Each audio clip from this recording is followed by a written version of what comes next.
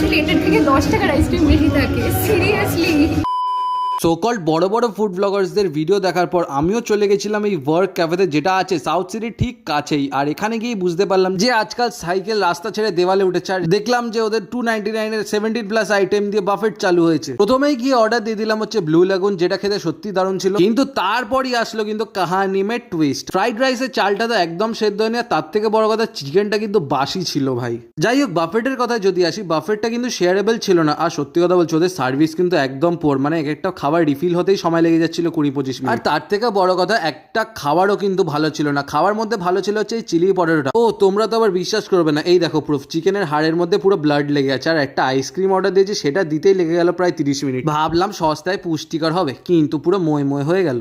देखा आपने लापरवाही का नतीजा है। অনেস্টলি বলছি, আর যেখানে যাও কি না যাও, এখানে খবরদার যেও না। তো যাই হোক, এরকম আরো ভিডিও দেখার জন্য চ্যানেলটাকে সাবস্ক্রাইব করে দাও। টাটা।